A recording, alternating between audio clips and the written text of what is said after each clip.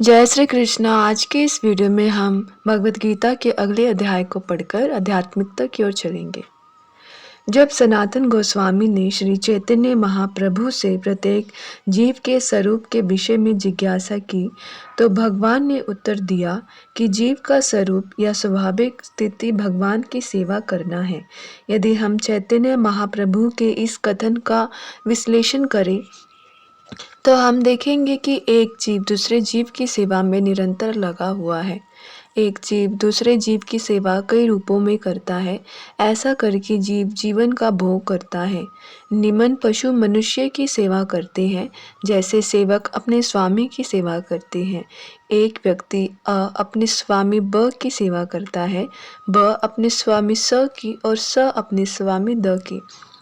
इस प्रकार हम देखते हैं कि एक मित्र दूसरे मित्र की सेवा करता है, माता पुत्र की सेवा करती है, पत्नी पति की सेवा करती है, पति पत्नी की सेवा करता है। यदि हम इसी भावना से खोज करते चले तो पाएंगे कि समाज में ऐसा एक भी अपवाद नहीं है जिसमें कोई जीव सेवा में न लगा हो। एक राजनेता जनता के समक्ष अपना घोषणा पत्र प्रस्तुत करता है ताकि उनको उसकी सेवा करने की क्षमता के विषय में विश्वास दिला सके। मतदाता उसे यह सोचते हुए अपना बहुमूल्य मत देते हैं कि वह समाज की महत्वपूर्ण सेवा करेगा। दुकानदार अपने ग्राहक की सेवा करता है और कारीगर पूंजीपतियों की सेवा करते हैं। पूंजीपति अपने परिवार की सेवा करता है और परिवार शाश्वत जीव की शाश्वत सेवा समक्षता से राज्य की सेवा करता है। इस प्रकार हम देख सकते हैं कि कोई भी जीव अन्य जीव की सेवा करने से मुक्त नहीं है। अतएव हम यह निष्कर्ष निकाल सकते हैं कि सेवा जीव की चिर सहचरी है और सेवा करना जीव का शाश्वत धर्म है। तथापि मनुष्य काल तथा परिस्थिति विशेष के प्रसंग में एक विशिष्ट प्रकार की श्रद्धा को अंगीकार करता है और इस प्रकार वह अपने को हिंदू, मुसलमान, ईसाई, बौद्ध या किसी अन्य संप्रदाय का मानने वाला बताता है। ये सभी उपाधियां सनातन धर्म नहीं है। एक हिंदू अपनी श्रद्धा बदल कर मुसलमान बन सकता है, या एक मुसलमान अपनी श्रद्धा बदल कर हिंदू बन सकता है, या कोई ईसाई अपनी श्रद्धा बदल सकता है इत्यादि। किंतु इन सभी परिस्थितियों में धार्मिक श्रद्धा में परिवर्तन होने से अन्यों की सेवा करने का शाश्वत धर्म प्रभावित नहीं होता। हिंदू, मुसलमान या ईसाई समस्त परिस्थितियों में किसी न किसी के सेवक हैं। अतएव किसी विशेष श्रद्धा को अंगीकार करना अपने सनातन धर्म को अंगीकार करना नहीं है। सेवा करना ही सनातन धर्म है। भगवान के साथ हमारा संबंध सेवा का संबंध है। परमेश्वर परम भोक्ता है और हमें सारे जीव उनके सेवक हैं। हम सब उनके भोग के लिए उत्पन्न किए गए हैं और यदि हम भगवान के साथ उस नित्य भोग में भाग लेते हैं तो हम सुखी बनते हैं। हम किसी अन्य प्रकार से सुखी नहीं हो सकते। स्वतंत्र रूप से सुखी बन पाना संभव नहीं है।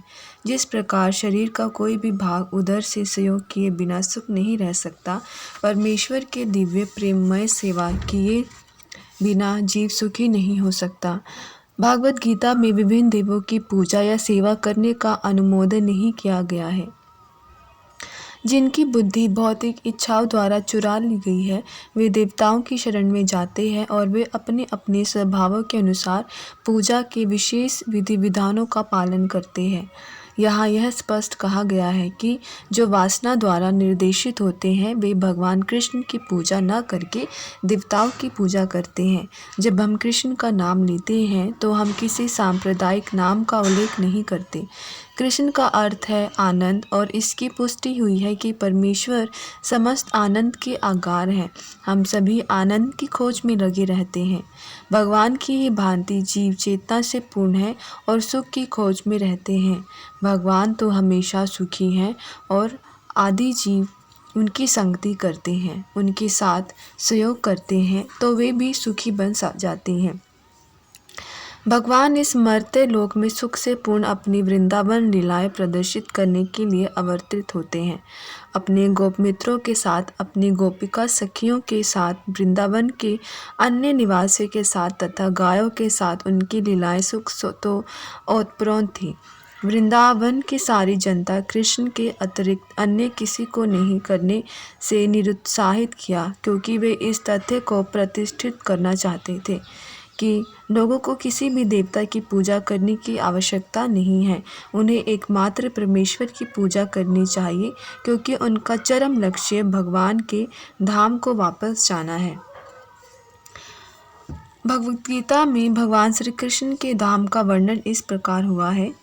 मेरा परम धाम न तो सूर्य या चंद्रमा द्वारा, न ही अग्नि या बिजली द्वारा प्रकाशित होता है। जो लोग वहां पहुंच जाते हैं वे इस भौतिक जगत में फिर कभी नहीं लौटते। यह श्लोक उस शाश्वत आकाश का वर्णन प्रस्तुत करता है। निस्संदेह हमें आकाश की भौतिक कल्पना और हमें इस सूर्य चंद्र तारे आदि के संबंध में सोचते हैं, किंतु इस श्लोक में भगवान बताते हैं कि शाश्वत आकाश में सूर्य चंद्र अग्नि या बिजली किसी की आवश्यकता नहीं है, क्योंकि वह परमेश्वर से निकलने वाली ब्रह्मा ज्योति द्वारा प्रकाशित है। हम अन्य लोगों तक पहुंचने का कठिन प्रयास कर रहे हैं, लेकिन परमेश्वर के धाम को जानना कठिन नहीं है। यह धाम गोलोक कहा जाता है। इसका अति सुंदर वर्णन मिलता है। गोलोक एक निवसत्य खिलात्मक भूत है। भगवान अपने धाम गोलोक में नित्य वास करते हैं, फिर भी इस संसार से उन तक पहुंचा जा सकता है, और ऐसा करने के लिए वे अपने सच्चिदानंद विग्रह रूप को व्यक्त करते हैं, जो उनका असली रूप है।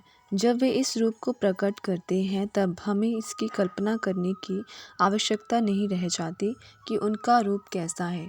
ऐसे काल्पनिक चिंतन को निरुत्साहित करने के लिए ही वे अवतार लेते हैं और अपने श्याम सुंदर स्वरूप को प्रदर्शित करते हैं।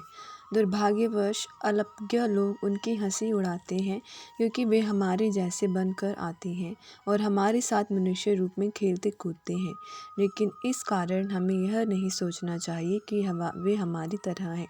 वे अपनी सर्वशक्तिमत्ता के कारण ही अपने वास्तविक रूप में हमारे समक्ष प्रकट होते हैं और अपनी लीलाओं का प्रदर्शन करते हैं, जो उनके धाम में होने वाली लीलाओं की अनुकृतियाँ होती है। आध्यात्मिक आकाश की तेजोमय किरणों में असंख्य लोक तैर रहे हैं। यह ब्रह्म ज्योति परम धाम कृष्ण लोक से उद्भूत होती है, और आनंदमय तथा चिन्मक लोक भी भौतिक नहीं है, इसी ज्योति में तैरते रहते हैं। भगवान कहते हैं कि जो इस आध्यात्मिक आकाश तक पहुंच जाता है उसे इस भौतिक आकाश में लौटने की आवश्यकता नहीं रह जाती। भौतिक आकाश में यदि हम स्वर्ग लोक को भी प्राप्त कर ले, चंद्रलोक का तो कहना ही क्या, तो वहाँ भी वही जीवन की परिस्थितियाँ, जन्म मृत्यु व्याधि तथा जरा होंगी। भौतिक ब्रह्मांड का कोई भी लोक संसार के इन 4 नियमों से मुक्त नहीं है।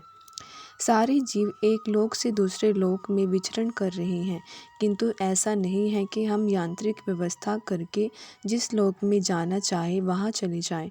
यदि हम किसी अन्य लोक में जाना चाहते हैं तो उसकी विधि होती है। इसका भी उल्लेख हुआ है। यदि हम एक लोक से दूसरे लोक में विचरण करना चाहते हैं तो उसके लिए किसी यांत्रिक व्यवस्था की आवश्यकता नहीं। गीता का उपदेश है, यान्ति देवव्रता देवान। चंद्र सूर्य तथा उच्चतर लोक सरलोक कहलाते हैं। लोकों को 3 विभिन्न परिस्थितियाँ, उच्चतर, मध्य तथा निम्नतर लोक, पृथ्वी मध्य लोक में आती है। भगवद गीता बताती है कि किस प्रकार अति सरल सूत्र यंत्र देवव्रता देवान द्वारा उच्चतर लोकों यानी देवलोकों द्वारा तक लाया जा सकता है।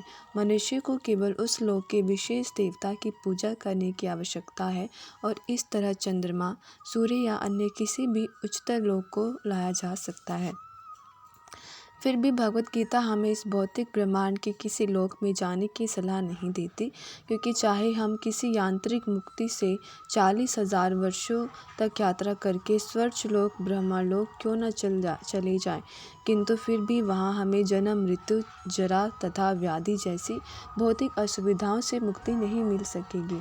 लेकिन जो परम लोक कृष्ण लोक या आध्यात्मिक आकाश के किसी भी अन्य लोक में पहुँचना चाहता है उसे वहाँ ये असुविधाएं नहीं होंगी।